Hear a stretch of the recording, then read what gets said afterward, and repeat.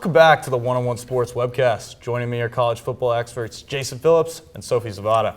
Now, today we're going to play a game called Overtime. Each of you has 3 possessions in overtime where you'll make a short argument about something in college football. Your opponent will have one chance to defend against the argument. I will award a touchdown, field goal, or turnover for each possession. The most points wins, just like a typical football game. So, Jason, start us off. Let's make your first claim, your first possession. Well, I'm going to start by saying that the fine art of Clemsoning is not going to happen this year. They are going to go completely undefeated, win the ACC, get into the playoff. I don't know what's going to happen when they actually get to it, but I think they're going to make it. I mean, look at their schedule. Florida State is really their only tough game on that schedule. And Florida State's their only tough game, but Florida State's going to beat them. Yeah, but, I mean, Florida State is a different beast this year. Jameis isn't back there throwing the football, and it's in Death Valley. Clemson plays very well there. Deshaun Watson has been flourishing in that offense. He has almost a 70% completion percentage, and the defense has been excellent. Dabo Swinney believes in this team, and so do I. That's pretty good possession. What's your defense? Well, you know, Clemson's biggest problem is definitely going to be Florida State. Clemson likes to give up points in the fourth quarter, and, you know, that's where Florida shines. Like, for example, look at the Notre Dame game. I think Clemson was up 21-3 and gave up 19 points alone in the fourth quarter. But they did win. But, easy. Really First possession here. We got a lot of time. I'm going to give you a field goal on that one, Jason. I think it is possible. They obviously have to get by Florida State. So now, Sophie, let's have your first possession here. Okay, mine is that Utah will win the Pac-12. You know, this team is dirty. They weren't even ranked in the preseason, and they went on to beat Oregon, who was ranked number 7, and they were beating them by a lot. So it wasn't even like competition, competition whatsoever. If you look at it like that, I mean, Stanford, I like them in the Pac-12. After their week 1 upset, they've beaten every team they played by 10 points. Oh, yeah, but you know what? Okay. Here's the deal. Utah doesn't have a high-ranking offense, but they definitely are balanced offensively. And if they can keep that up, then they'll be fine.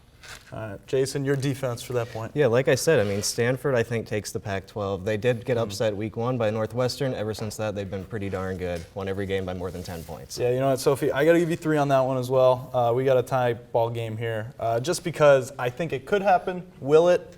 Not so sure quite yet. So, Jason, your second possession. So I'm going to say that TCU is not going to make the playoff. I mean, sure, right now they are undefeated, but I mean, look at some of the games they played. They barely beat Texas Tech. They won by 3 points. They barely beat Minnesota. I mean, these aren't powerhouses here. This isn't Ohio State they're barely beating by 3 points. It's Texas Tech. So they're giving up 30 points a game. Their defense is not good at all. I don't think they're going to stay undefeated. They could have 2 or 3 losses by the time the season ends, and that's not good enough to get in the playoff. Okay, well, you know, yeah, they do have a shaky defense, but I think what they really need to rely on is their offense. If they can slow down the pace of the game and keep scoring as effectively as they have been, they're going to be fine. They're going to make the playoffs. I mean, you can hold them to no less than 3 or 4 touchdowns per game, and if they can keep that up, they're going to be fine. They're going to, go on to make the playoffs for sure. Yeah, you know what, with TCU, it's very interesting because obviously if they win out, I think they are a playoff team. Exactly. The question is, will they win out? And so I'm going to give you another field goal. Your kicker's putting in some work now. Clutch right now. He's coming in clutch. Sophie, your second possession. Okay, well, I know I'm not alone when I say this, but I think if Michigan had kept down their turnover margin, they totally could have been a top 10 team this year. The 2 games that they did lose, they lost because of turnovers.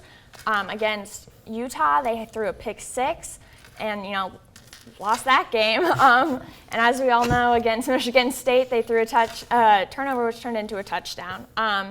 I think if you took those out, though, they were definitely, I wouldn't have been surprised to see them in the playoffs. Okay. Woulda, coulda, shoulda. They lost those games. They count as losses. As fluky as that last one was, it is a loss. And they still have to play Ohio State, so we could see another loss coming on their schedule. You know, with that claim, though, I'm going to side with Sophie on this one. If that wouldn't have happened, as a Michigan fan myself, I'm still kind of comprehending what happened. But Sophie, I am going to give you a touchdown because the rest of the way, their schedule was very easy. It is. It's just that Ohio State game. It is. And if they went into that Ohio State game undefeated and then lost that Ohio State game, then they could still be a top 10 team. Definitely. So 7 points. So we got a 10-6 ball game right now. Jason, your final possession. Okay, so despite their somewhat slow start, I still think Alabama's going to take the SEC. LSU really looks like their only contender right now.